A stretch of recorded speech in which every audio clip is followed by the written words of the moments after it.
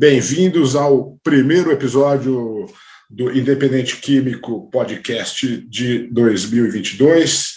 Hoje estamos aqui com um dos nomes mais importantes do tratamento de dependência química no Brasil, Dr. Marcelo Ribeiro, psiquiatra especialista em dependência química. Tem mestrado, doutorado, é pesquisador, diretor do Centro de Referência de Álcool, Tabaco e Outras Drogas, autor de diversos artigos e livros. Muito obrigado por doar um pouquinho do seu tempo para conversar comigo, doutor. Olá, Marcelo. Boa tarde. Obrigado pela acolhida. E é um prazer estar aqui com você. Muito obrigado. Tem outra coisa que eu não mencionei no seu currículo, que é secundário. O doutor Marcelo é também o médico que me acompanha desde 2014, quando eu parei de usar drogas e sigo em sobriedade desde então. Então, ele continua sendo o nome que me auxilia e que me orienta. Muito obrigado pelo trabalho. E faço uma coisa bacana. Eu acabei de fazer um curso na Uniad, um curso de 4 meses na Uniad, para profissionais de saúde. Não é exatamente o meu caso, mas eu quero sempre aprender. E esse curso, grande parte dos materiais que eu estudei foram escritos por você. Então, tive acesso a livros, a artigos, você é uma referência. Fico feliz de ter você aqui. E estou aqui com o seu último livro. Maravilha, maravilha. Me diz, vamos falar sobre isso. Como é que a pandemia afetou a saúde mental das pessoas? Olha, Marcelo, eu, da minha parte, né, como cidadão e como médico, eu achei até que na primeira fase as pessoas sofreram, né, mas elas tinham uma perspectiva, né? Vai terminar no final do ano, vai ter a vacina em janeiro de 21, né?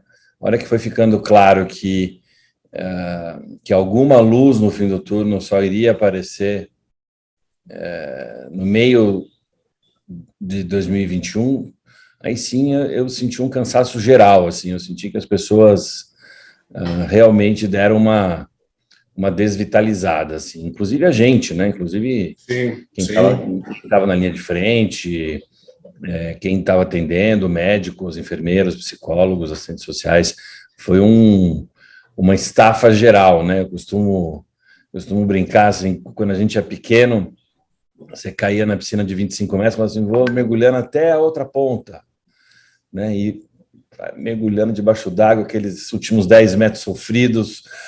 Aí, quando você sai, alguém vem te falar assim, não, mas tem que voltar agora também. E agora vamos ter que voltar de novo, né? Exatamente. Parecia que agora tudo ia, né? A mortalidade despencando, novos casos despencando, e agora, esse mês para cá, né, esse bimestre para cá, né, tá uma loucura de novo. Mas a pandemia afetou diferentes grupos sociais de forma diferente? Os jovens, né? Diferente de adultos, os mais ricos, diferente de mais pobres? Eu acho. Sabe que eu acabei fazendo uma revisãozinha literária, né? E o Camus,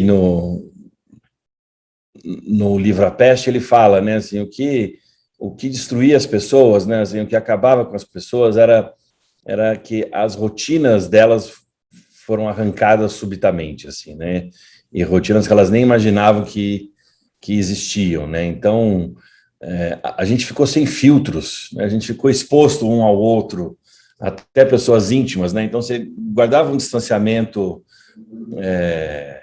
dos amigos, da mulher, dos filhos, dos pacientes, assim, a gente tinha rituais para se afastar e se aproximar, né? Isso desapareceu.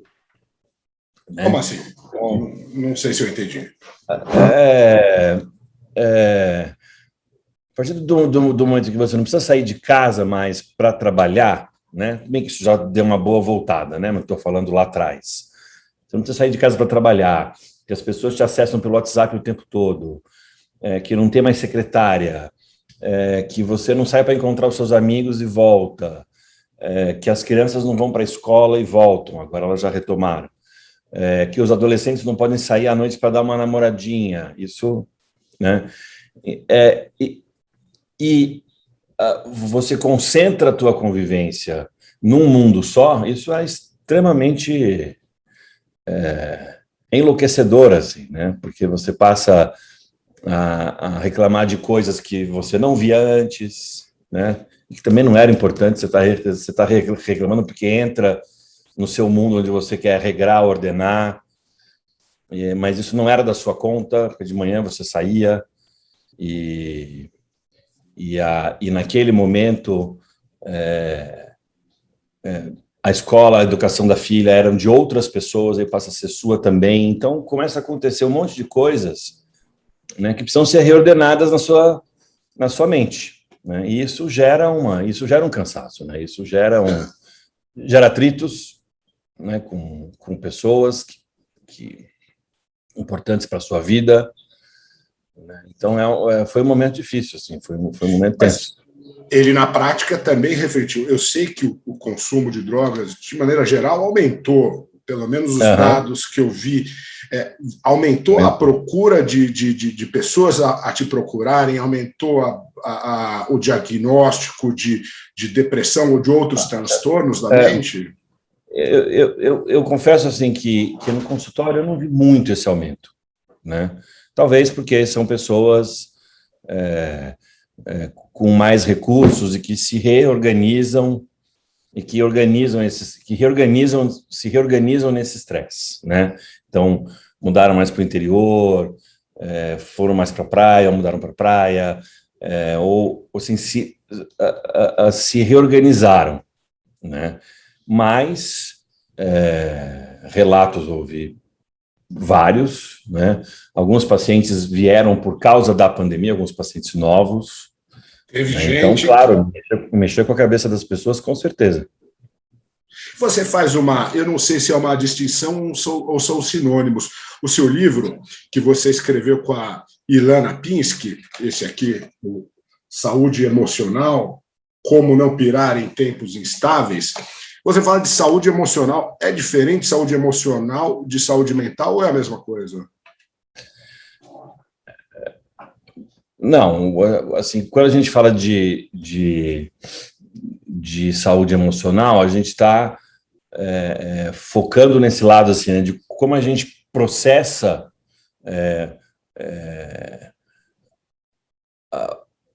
a carga mais pura, mais violenta que vem de fora, né? Como a gente lida com os nossos impulsos, com as nossas tendências, com as nossas crenças, né?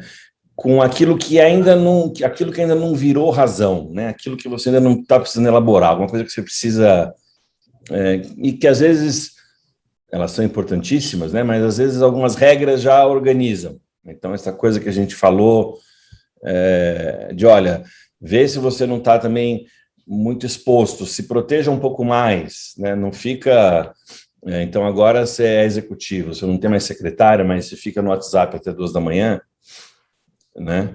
Então, antigamente, você trabalhava em 5 fusos horários, mas você tinha uma secretária que te organizava, o pessoal, onde o fuso já estava mais na madrugada, te acionava, a secretária filtrava e te passava logo às 6. Agora está com você fica respondendo até 4 da manhã. E acordando de novo para entrar no computador às 7, e quando você vê, você está 3 meses não dormindo, você está 3 meses dormindo 2, 3 horas por noite. Né? E aí vai faltando energia, você vai se sentindo ansioso, deprimido, e isso é um pouco esse tal desse burnout, né? O burnout, eu estou ouvindo muito falar, é uma doença nova? Não, é uma doença que existe nas classificações de Organização Mundial, Associação Psiquiátrica Americana, né? Mas é uma doença do mundo contemporâneo, né? Onde o que você tiver de energia, alguém quer usar. se precisando não pagar ainda, melhor ainda, né? Então, essas pessoas, então, às vezes, que vão fazendo relatórios, e aí é o cara que mais trabalha na empresa, então é o que a empresa mais aciona. Então, são pessoas que têm que tomar cuidado, né? Todos temos, né? Acho que está todo mundo muito impactado, né? Hoje em dia, é o que eu te falo, né? Há 10 anos, você estava numa empresa, indo para uma reunião, num táxi, no banco de trás, na outra empresa, para uma outra empresa, né? Talvez você fizesse uma ligação, talvez você resolvesse alguma coisinha. Agora, fazer uma outra reunião no banco de trás, quando você está indo para outra, isso é uma coisa pós-pandemia, né? Você fala assim, então, ok, atrasei meia hora aqui, eu vou resolvendo no carro. Você abre o celular e faz uma reunião com 4 pessoas. Isso você não fazia antes, né? Até porque fazer reunião online era uma coisa de gente que trabalhava com diversos fusos horários, diversas nações, mas você em São Paulo, você vamos fazer uma reuniãozinha pela internet, o pessoal achava que era vagabundagem, né? Olha, o pessoal de publicidade, que é a profissão que eu exerci grande parte da minha vida, Sempre fez. ela não necessariamente a reunião virtual nesse formato de vídeo, de Zoom, as 4, todo mundo olhando como apareceu, né? Mas que ela não soube usar a tecnologia a favor do ser humano, sim. Ela não soube. Então a gente virou escravo. As coisas, as ferramentas que a tecnologia nos trouxe, e que deveriam, que são ótimas, né? Não estou defendendo o bobo correio, mas legal, agora a gente consegue se falar mais rapidamente, só que não basta eu te mandar o que era por carta e demorava 2 semanas, hoje eu mando um e-mail e te ligo. Você já recebeu, doutor? E o que você achou? Quer dizer, a gente entrou numa piração, a tecnologia, a gente não está usando a tecnologia para nosso favor. A tecnologia está nos escravizando. Eu falo com conhecimento de causa da minha área de publicidade, mas sei que isso extrapola. E mesmo antes da pandemia. As pessoas, eu acho que vão começar a tiltar, vão começar a pirar, independente da pandemia, com esse excesso de informação, esse excesso de... Daí você discute tudo. E isso é uma coisa que tem no mínimo 30 anos já. Já tem uma geração inteira que já passou. Né? Se você pensar que desde os anos 90, claro, tem os celulares muito mais potentes. Antes era um celularzinho, hoje é um... Né? Mas eu acho que a relação promíscua e maluca... Bom, vou falar por mim. Eu, aqui no Brasil, no final dos anos 90, a gente não tinha internet. A internet ainda era mais devagar, não tinha no celular, tantos recursos, tanta rapidez. A gente, no começo, a gente tinha um pouco de pudor. Eu não sei se você vai se lembrar. Eu vou ligar para o celular? Não, é muito pessoal. Eu ligava na casa. Hoje em dia, você não tem telefone em casa. São esses filtros que eu estou dizendo, que já estavam sendo arrancados, agora foram arrancados de vez, né? E o que você está dizendo me lembrou, né, que tinha uma época que você tinha internet em casa, mas o celular era ruim, né? Então você tinha um token. Você ligava, mas aí tinha um token que você pagava e era uma outra assinatura da internet, aí você usava ela, você conectava ela no laptop, né? Porque a internet não era uma coisa que você tinha assim. Sim, não no tinha. celular, era uma coisa que você pagava. O celular hoje também antes não podia conectar tão fácil o celular no computador. Agora pode tudo, né? Agora roteia o celular, né? E você usa só o celular. No seu livro, dá uma amostrinha das dicas práticas que você dá no livro que podem ajudar a gente a não pirar tanto nesses tempos? Olha, a gente fala de algumas coisas, né? Tem um eixo que eu acho muito interessante, que é o eixo do otimismo, né? E o otimismo não na perspectiva da poliana, né? Que é o que hoje tem até um termo específico, que é positividade tóxica. Positividade tóxica, né? Acho que o otimismo é um pouco essa crença na flexibilidade, né? Então a gente começa no terceiro capítulo, né, eu começo citando um autor russo do começo do século XX que foi parar na Sibéria, né? Ele era um trabalhador, não lembro se um jornalista, mas vivia em Moscou com a filha, a esposa, e por questões políticas ele foi levado para a Sibéria, arrancado de tudo, né? Para morrer, porque as pessoas iam lá para morrer especificamente.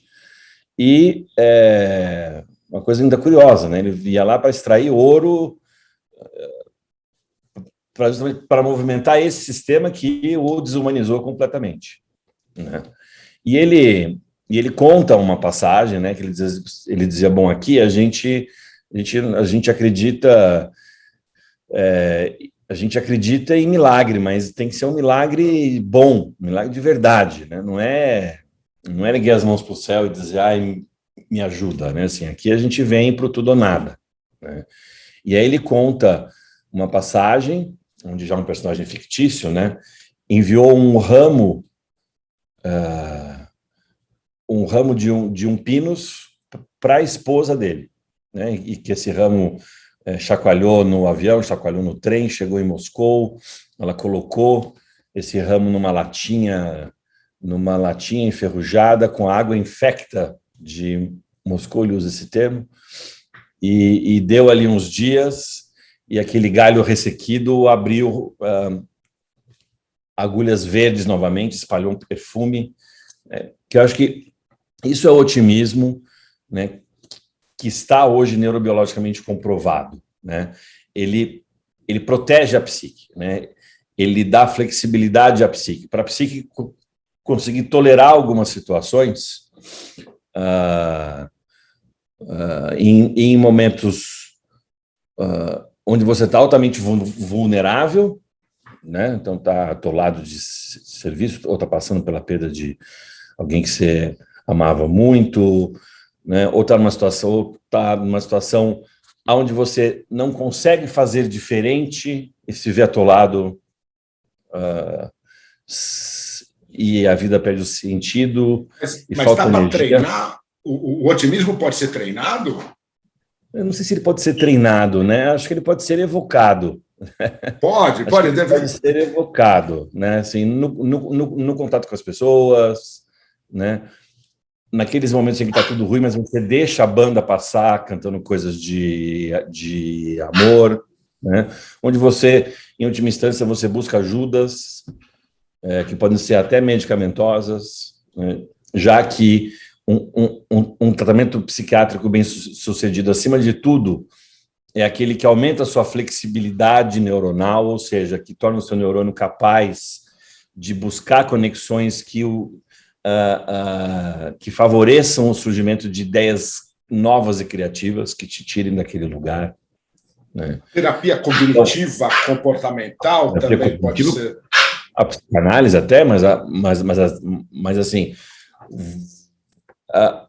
no momento em que você busca estruturação, né, isso é uma saída. Então, você está lá mega deprimido, ansioso, trabalhando, mas mesmo assim você fecha no vermelho, preocupado com contas, isso te deprime, isso te deixa ansioso, isso te deixa com menos vontade de sair da cama ainda, paradoxalmente.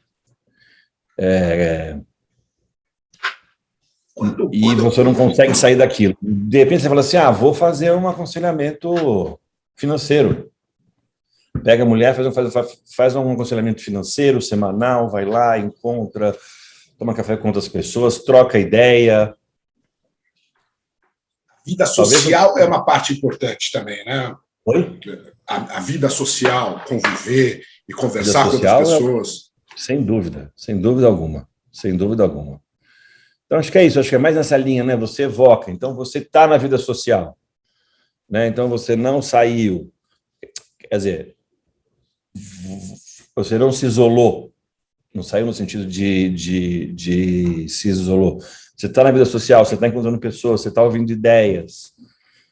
Claro, né? Eu não quero ser simplista, né? Dizer, né? Senão eu vou contra aquele outro paradigma que também é importante de, não, se você não está se sentindo bem, não se force, né? Claro, né? Eu não estou falando para... senão também você corre o risco de tratar essas pessoas com descaso, né? Mas estimulá-las dentro do que elas aguentam é muito importante, é muito importante. Vou dar outro exemplo que me veio aqui à mente. As pessoas falam muito da Anísia da Silveira, né? Que no momento em que os doentes mentais viviam trancafiados no manicômio, alguns lá há 10, 20, 30 anos, ela introduziu a terapia ocupacional. Então, as pessoas pintavam, né? As pessoas se envolviam com atividades artísticas.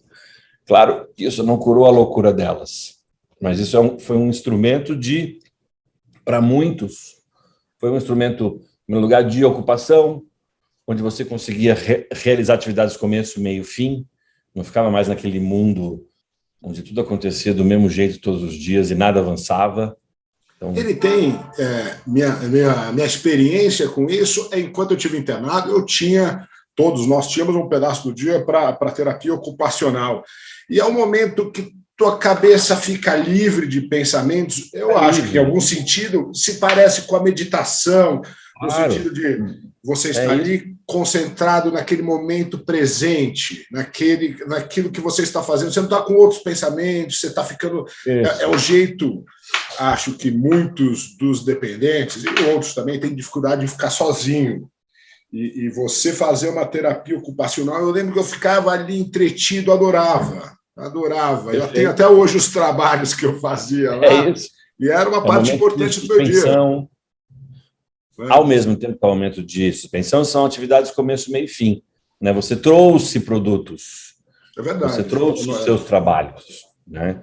Não foi uma coisa que você começou um quadro e ficou pela metade, você mudou para o outro, não, quero fazer tal coisa, não, faz esse, depois um para o outro, né? E tem uma construção terapêutica ali também, né? E isso é muito estruturante, né? Me lembrou também agora a Scarlett O'Hara, naquela hora que perdeu tudo, a guerra passou, levaram tudo, comeram toda a casa dela, levaram tudo. Falou, tem comida? Não. Aí a empregada fala, tem nabo lá só sobrou nabo lá. Ela vai lá, arranca da terra, come e fala, juro que eu não passo fome nunca mais. Acho que são essas atitudes, né, que só não definem, né? Não adianta você também falar assim, não uso álcool nunca mais, isso é só uma bravata interna, né? Isso tem que ter uma ressonância. Então ela falou, não passo fome nunca mais. Aí foi lá e do jeito dela, né, foi se transformando na Scarlett O'Hara novamente. Acho que é isso que é o otimismo. Mas você tocou no assunto também de eventualmente medicamentos. A gente viu um salto de evolução da vacina como nunca tínhamos visto. A gente deu já esse salto nos medicamentos para transtornos da mente? Tem tido lançamento ou novidades boas? Não tem uma grande novidade, né? Eu acho que a gente vai caminhar cada vez mais. Confesso que eu não acompanho isso na literatura dia a dia, assim, são os temas que eu sigo, mas a gente vai caminhar cada vez mais para uma terapia genética que vai estar vinculada ao teu mapeamento genético, que vão fazer em você desde o dia que você nasce, né? Já estão aí o mapeamento genético que você faz para ver se o remédio faz melhor efeito ou pior efeito. Isso ainda está envolto por um modismo, mas isso já é feito. Eu li que o Steve Jobs, quando estava mal de câncer, ele chamou especialistas do mundo para desenvolverem remédios para isso. Mas isso, por mais que se barateie, isso não vai chegar na população carente, na população média, em menos de décadas, né? Felizmente. Eu pergunto de remédios de linha, das farmacêuticas. Eu li um artigo da NIDA, que você me apresentou, que você me falou, né, uma instituição, para quem não conhece, é uma instituição dos Estados Unidos, é a abreviação de National Institute on Drug Abuse, que é uma instituição muito séria de pesquisa, eles compartilham conhecimento. Eu li essa semana, era até uma pessoa que defendia um pouco da como é que chama?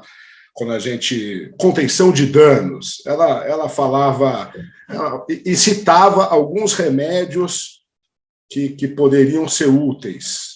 Eu não sei o nome em português, não sei. Mais especificamente, independência química. Tem algum remédio que assim, feito para isso? Né, assim, existem poucos, né? A gente pode pensar na medicação para algumas finalidades, né? Você tem a finalidade inicial ali, onde você vai ajudar a pessoa a fazer o manejo dos sintomas de abstinência, que não são só os sintomas de abstinência, né? Hoje em dia a gente considera que o consumo de qualquer substância desencadeia processos neuroinflamatórios. Então, ele libera mediadores inflamatórios no cérebro. O que seria isso, né? O mediador inflamatório é uma sinalização, né, de que o cérebro foi invadido. Então, eu poderia dar um exemplo assim. Você está em Nova York e cai uma bomba no aeroporto. O que seria, então, um equivalente a estourou, né? Então, teve um acidente vascular, teve um derrame no cérebro, uma bomba, né? De repente, estourou o negócio, ele vai precisar coagular, conter, né? Então, assim, o cérebro para, a pessoa entra em coma, né? Falta energia, tudo se concentra para resolver aquilo. Então, vai todo mundo para o aeroporto, bombeiro, polícia, FBI, CIA, para Nova York, ferra umas redes de transmissão ao redor da cidade, para umas 24, 48 horas da cidade para. O cérebro, idem, né?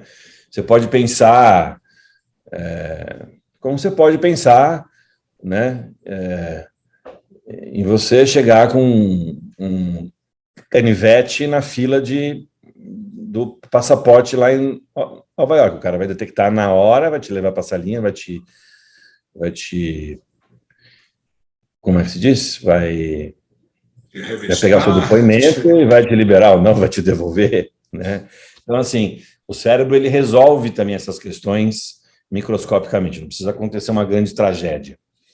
Mas qualquer exposição a substâncias você desencadeia processos inflamatórios. O que esse processo inflamatório faz? Ele bota o cérebro de alerta para coisas que ele não precisava, né? Então, vamos imaginar mais uma vez os Estados Unidos pós 11 de setembro, que os caras passaram a gastar com segurança em aeroporto, em radar e não sei o quê, eles não gastavam antes, com certeza, né? Então, o teu sistema nervoso vai ficando mais engessado, né? Quando a gente é jovem... Desculpe, você citou o exemplo de uma bomba no aeroporto. Isso no meu dia a dia seria eu tomar um mega porre na sexta-feira? Pode ser? Mega porre fora de hora, no carnaval, acordou de ressaca brava, seria, sei lá, já que estão nessa linha, né? Seria aquela de Boston que o cara só toma bomba na maratona, né? Ou lá na França, que o cara metralhou lá um pessoal num restaurante, né? Aquilo impacta, né? A cidade inteira fica, mas a cidade não para, né? Como foi o 11 de setembro, Nova York parou, as pessoas iam embora para casa a pé, né? Aquele desespero, sem ônibus, sem metrô, ali foi um caos. Mas isso é um derrame gigantesco no cérebro. Hã? Então, vamos lá. A gente acabou de passar final de ano, época que normalmente o pessoal dá uma abusada no álcool, nas drogas. como é que quantifica aquela pessoa que está com medo receia que está bebendo demais? Como é que a medicina quantifica? Uhum. Ou te dá alguns parâmetros? Tá, então assim, só para não escapar da pergunta anterior, só para eu responder a pergunta anterior rapidamente, a gente vai para essa. Não, porque senão esses assuntos eu também vou ficando muito empolgado e depois tem gente que pode ter ficado esperando aquilo. Quando a gente medica, a gente pensa em ajudar na resolução desse cérebro que está inicialmente impactado pelo excesso de álcool, de substâncias, pela síndrome de abstinência, né? Então a pessoa está mais irritada, está mais sensibilizada, está mais impulsiva. Então ela precisa ser medicada, às vezes, para ficar mais tranquila. Não para ficar chapada, para ficar dormindo, para conseguir funcionar. Isso tende a melhorar em 2, 3 meses.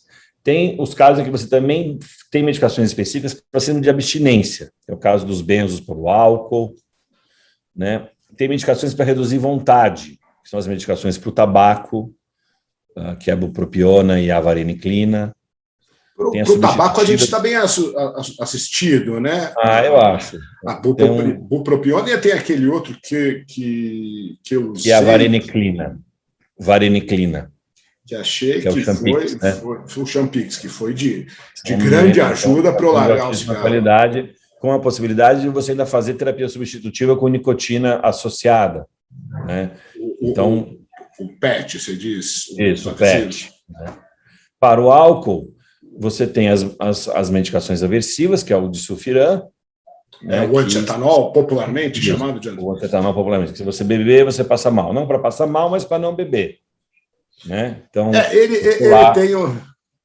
Oi? Ele tem... Eu tomei antietanol em algum momento, antes de me perceber alcoólatra, e... Legal, se você está tomando, ele funciona muito bem. Você toma, depois de uma semana tomando o antietanol, se você toma um gole um copo de chopp, rosto vermelho, uma sensação absurdamente desconfortável. O problema é que quem decide tomar ou não, né, é o dependente. Então, chegava um momento que, e parava de tomar. Em geral, a gente procura, para tentar evitar isso, fazer um combinado antes que alguém vai dar, né? Para também evitar essa tipo... Mas aí a pessoa às vezes não quer, às vezes... Enfim, aí a vida como ela é, né? Entre outras dificuldades.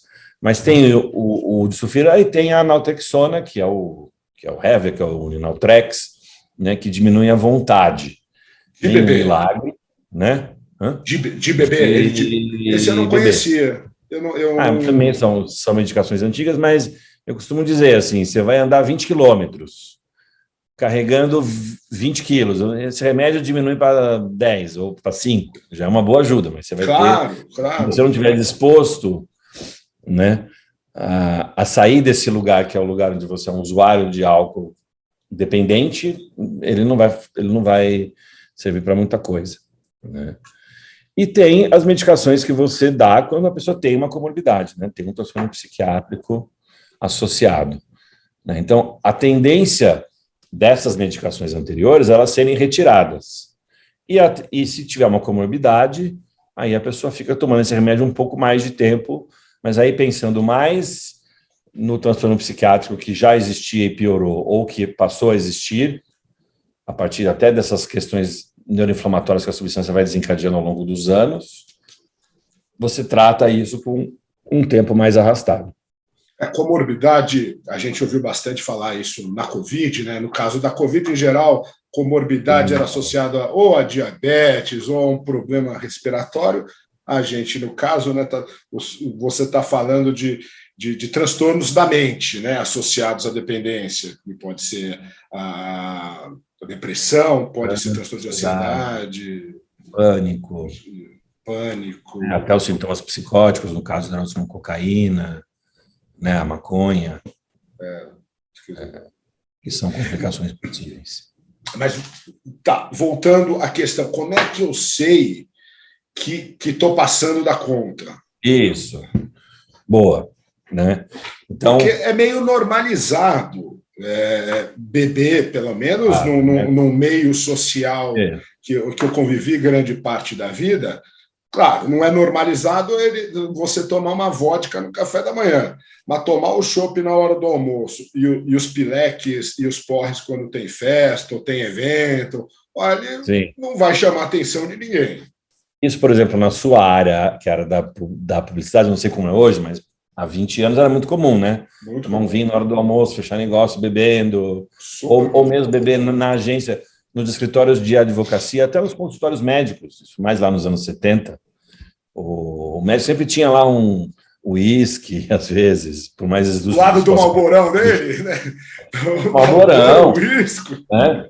Tinha médicos que... hoje eles são, assim, como eram figuras também grandiosas, geniais, as pessoas dão risada, mas falou assim, o pediatra atendia meu filho fumando, palpava meu filho lá de 5 meses. Não, então vamos ver como é que ele está indo aqui. Então, assim, era uma coisa que hoje você fala, né? Hoje é maluco. O professor entrava em sala de aula e fumava, né? Então, é claro que a cultura facilita, a cultura participa da estabilização de um modo de beber, né?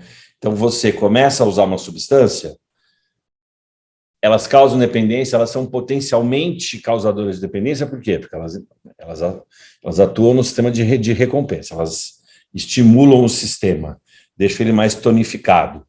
Sejam elas sedativas, estimulantes ou alucinógenas, o que elas fazem é deixar o sistema de recompensa, que é o nosso sistema da sobrevivência, túrgido. É o sistema que nos orienta a dormir, a comer, né? É literalmente o sistema da sobrevivência. Que mapeia tudo que está relacionado à manutenção da vida e da espécie, né?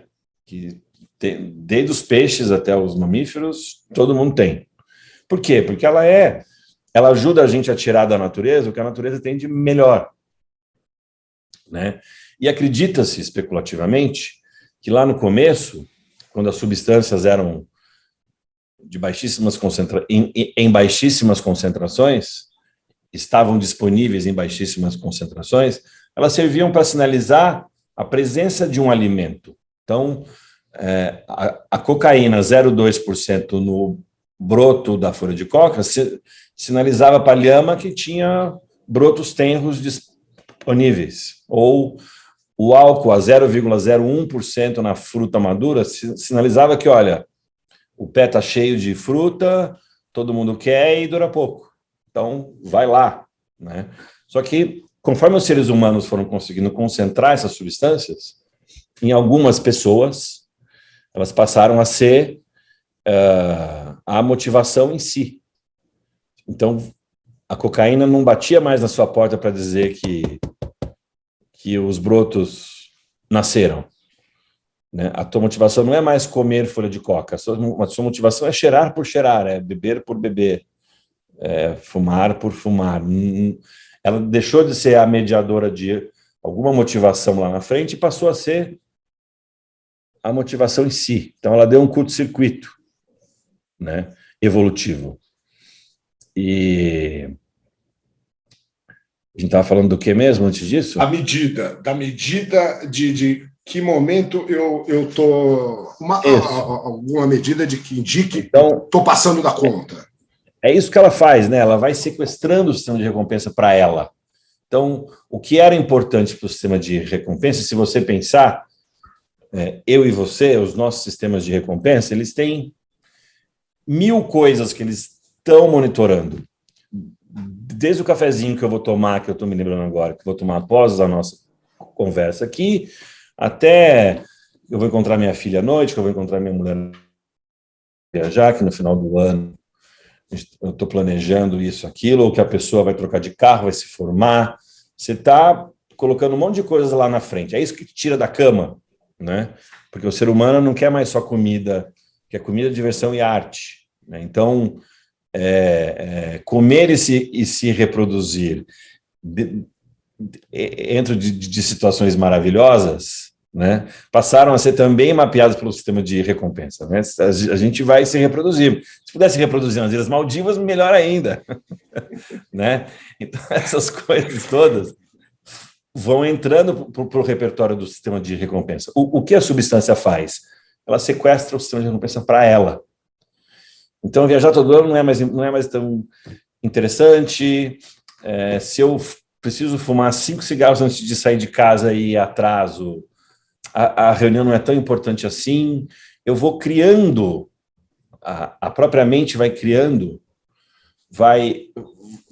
um panorama acinzentado ao redor, e só a substância vai ganhando saliência, relevância. Então, um bom marcador, aí chegando na sua pergunta, né? Eu estou bebendo muito ou não? Estou usando substância demais ou não? O seu uso consegue sobreviver ao estabelecimento de uma regra? Então, você está bebendo, se pegou bebendo na hora do almoço, você consegue tirar isso? Ou não consegue mais? Não consegue mais, tem alguma coisa para você entender. O que é isso? Porque você não consegue mais deixar de beber uma cervejinha na hora do almoço. Mas eu consigo, se eu conseguir tirar do almoço, uma final de semana, eu não abro mão. Então, é sinal que esses comportamentos estão se cristalizando dentro de você. Pode ser que você seja um cara que produza e é, sim, uma pessoa super funcional, querida, e não abre mão de beber no final de semana. Tem uma discussão aí para ser feita. Aliás, esse negócio pode ser uma bobagem, mas pode ser uma coisa. Por que aqui o repertório estreitou? Você não consegue fazer outra coisa, né? Hoje em dia, num passado não tão distante, a ciência falava, né? Uma taça de vinho por dia faz bem para o coração. A ciência evoluiu. Hoje em dia, não existe uma dose que fala recomendamos uma tacinha de vinho. Não. Apesar de um baixíssimo risco, mesmo uma tacinha de vinho...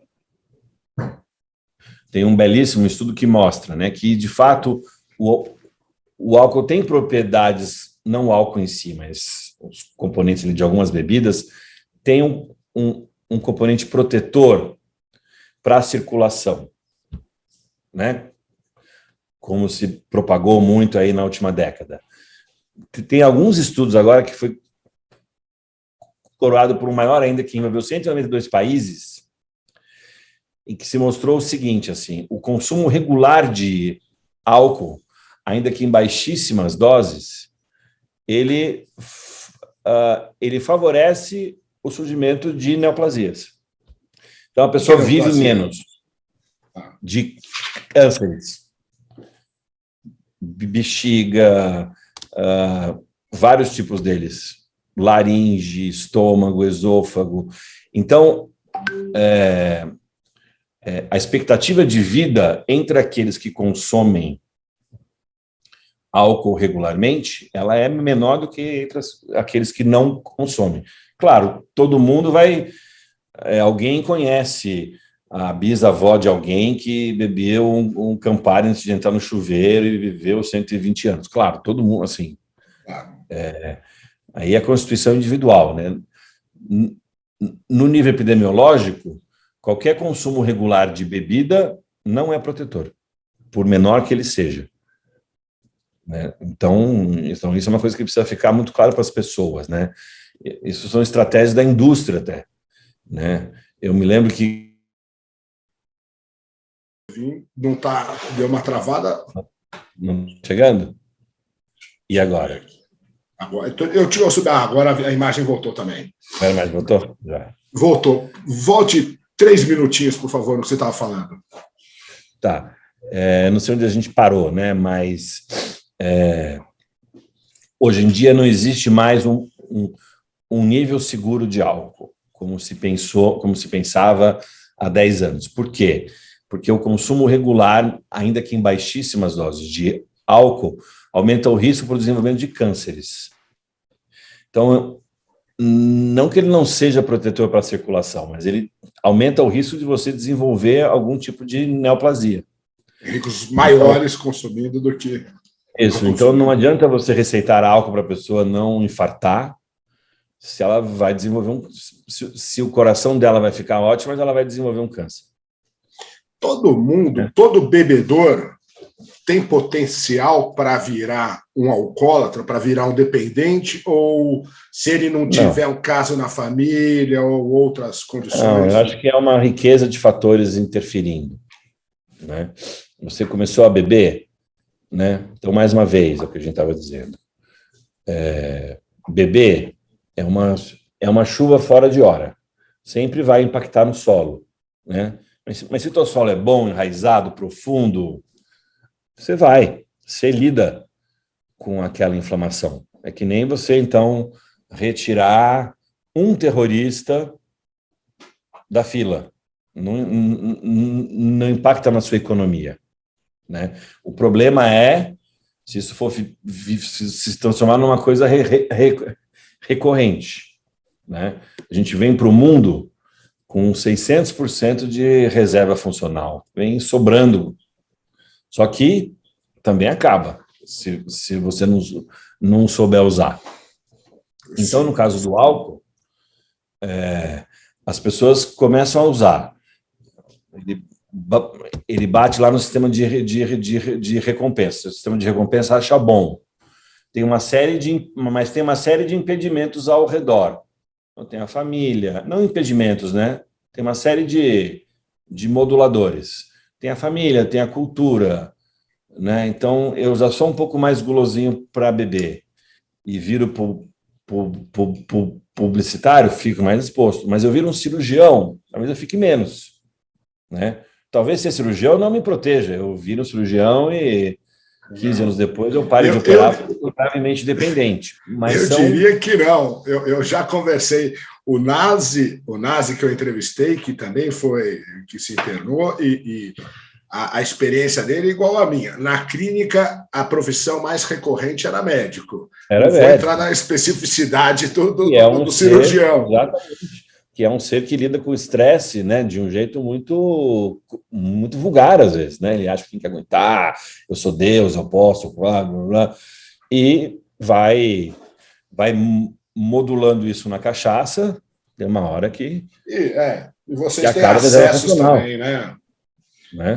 Eu ouvi, a última entrevistada foi uma chama Graziella, ela foi a criadora de uma associação Alcoolismo Feminino, que eu achei maravilhosa, uma mulher maravilhosa que faz um trabalho incrível. Ela é ótima. Porque se é difícil para homem, é pior para mulher. Eu digo por causa do preconceito. Existe um estigma, então a mulher é vagabunda, o homem é bêbado, mas a mulher é vagabunda e bêbada. E você vai, tanto na maioria dos lugares, reuniões de AA ou clínicas para tratamento, em geral, a maioria é mulher, é masculina. Então, elas enfrentam um desconforto maior. Ela me contou uma coisa, eu fiquei muito impressionado. Ela contou que é comum chegarem mulheres procurando ajuda da Associação Alcoolismo Feminino, dizendo: eu falei para o meu psiquiatra, para o meu médico, que eu achava que eu estava bebendo demais. E mais de um médico falou: não, toma um copo de água junto, que é tudo bem. Eu pergunto, em que cenário, em que possibilidade chega um paciente dizendo: doutor, eu acho que eu estou bebendo demais, o médico pode falar: não está. Pode... Infelizmente é muito comum, assim. Isso é uma falha na formação do médico, né? Que eu falo, tem o eixo do efeito. Então, o cara está bebendo todo dia, né? Tá caindo pelas tabelas, dando pifão no boteco. Tem o eixo da dependência, né? Onde, então, algumas alterações neurobiológicas do sistema de recompensa estão acontecendo. Tem a sensibilização, que é o surgimento dos sintomas de abstinência, onde, então, regiões do cérebro começam a ser sensibilizadas para a presença a substância, o que é uma coisa que aumenta em gravidade, e tem as neuroinflamações, que geram sintomas secundários, às vezes, de longa duração. O médico, o não psiquiatra, mas infelizmente até os psiquiatras, eles tendem a ver só a parte superficial. Então fica um tempo sem usar. Teus exames estão ótimos agora, teu fígado está melhor do que o meu. Volta a beber só um pouquinho. Só que as alterações mais profundas não deixam de ser só mais um pouquinho. Nunca mais vai ser só mais um pouquinho. Não tem mais essa possibilidade. Então, o que deveria acontecer nesse momento é o médico estimular o cara a não beber mais. Falar assim, puxa... Você deve ter razão. Acabou, tudo coisa bem. Mais coisa mais concreta que o próprio paciente avaliar, que normalmente é a parte mais difícil, né? Opa, eu reconheço, doutor, estou bebendo demais. Estou bebendo demais e para sempre beberei. É difícil, pessoa. Quer dizer, para sempre beberei se continuar a tentar beber, né? Só um pouquinho. Né? Então, assim, eu estou bebendo demais, eu não tenho mais uma possibilidade de beber só um pouquinho. Eu sempre vou beber demais se eu tentar beber, então é melhor não beber. Mas para o médico é difícil fazer isso, porque, enfim, ele não está preparado para esse manejo, ele não quer fazer esse manejo, ele quer ver o fígado, ele quer ver o que já é uma grande coisa. Assim, eu não estou minimizando o que os clínicos fazem, né? Mas nesse quesito de dar o manejo para o uso do álcool, é difícil fazer, eles não fazem. Essa parte também entra ali uma parte complicada e muito difícil para o médico, né? Ele falar, você não pode mais beber, as pessoas não estão preparadas para aceitar. Porque assim, se eu falo para o cara, você está hipertenso, eu não sei mais medicar esse cara hoje em dia. Eu sei falar isso, você está hipertenso, vai procurar o cara. Mas o clínico, mas assim, ainda a hipertensão é uma coisa, ok, a pessoa fica assustada, pode ter um derrame, ela vai. O álcool, se a pessoa nega que tem um problema, o clínico não vai dar conta. Se eu fosse, eu não conseguiria também. A hipertensão é mais concreta, no sentido ele vai falar assim, ok, então para de beber, volta a beber, teu exame está melhor que o meu, então bebe um pouquinho. Ele faz um manejo ali, né? Partindo de pactos entre ele e o paciente, mas o paciente não tem mais capacidade de respeitar esse pacto pela doença, né? Então ele continua bebendo. É muito triste que quase que todos os dependentes precisem passar muito dos limites, e daí precisa perder bastante coisa até que se dê conta. Esse é o padrão, né? A sorte de quem consegue parar antes. Eu acho que eu não ser funcional, eu não era um alcoólatra funcional. Eu, depois que bebia, não ia trabalhar direito de forma alguma. Então, não dava para disfarçar. Então, acho até que é uma coisa positiva, foi uma coisa positiva, que sei que existem alcoólatras e que usam outras substâncias e que conseguem trabalhar e vão levando a vida ali, perde uma reunião, mas que vão ali, leva a vodka escondida na garrafa d'água, mas que conseguem malemar disfarçar. Mas já estão, né? Já estão num momento que dali para frente, em algum momento em breve vai acontecer uma situação difícil, né? Doutor, a gente está chegando aqui no final, eu queria que você falasse do seu trabalho no CRATOD, que é o Centro de Referência de Álcool, Tabaco e Outras Drogas. É um trabalho mais de pesquisa, é uma entidade do governo de São Paulo. É um trabalho assistencial, né? O CRATOD é um serviço da Secretaria do Estado da Saúde. Ele existe desde 2002, eu estou lá desde 2013. Né? Ele é a instância do governo do Estado, da Secretaria da Saúde, que desenvolve e pensa modelos assistenciais. Né? Então, além de atender, ele também pensa modelos. Ele Ele conta hoje com 350 funcionários, quase 200 deles profissionais da saúde.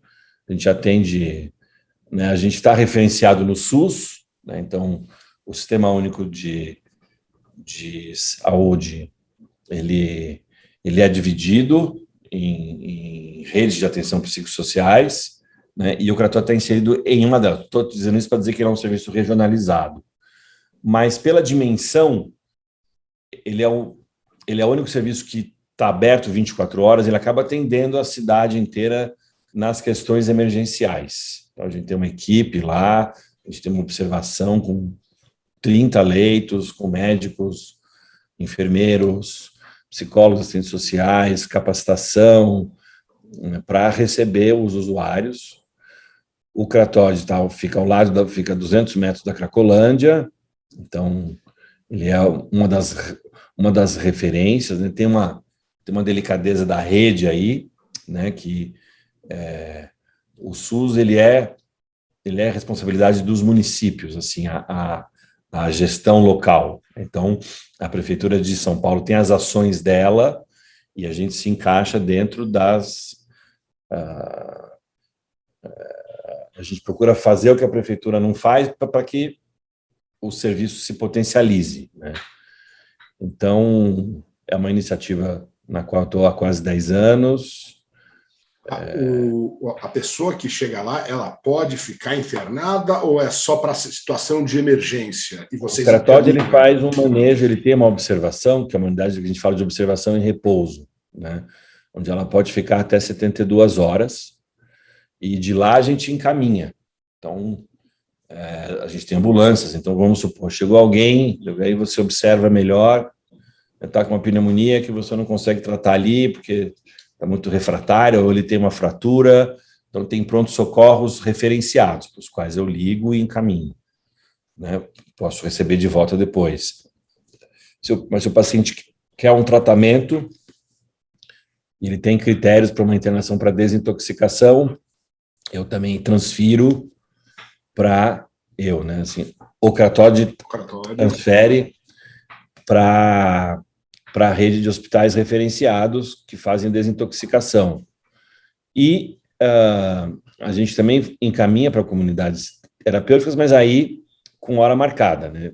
Já que é uma proposta onde eu preciso da total adesão e da voluntariedade do usuário, então aí, em geral, ele aguarda alguns dias, a gente marca, ele vem logo cedo, embarca na van e vai para a comunidade terapêutica. E daí fica lá meses, eventualmente. Aí, se quiser, pode ficar de 6 a 9 meses. Eu vou te fazer uma última pergunta. Eu já ouvi números muito diferentes sobre a possibilidade de recuperação de um dependente. Eu vi de cada 100, 2 se recuperam, 10 se recuperam. E também nunca ouvi, não sei direito como chegam à conclusão, porque se uma pessoa bebeu 20 anos, usou droga 20 anos, fica 10 anos limpo, recai e continua limpo, para mim esse cara é um caso de sucesso. Sim. Eu não sei. Então, acho que não existe um número mais assim, único, mas...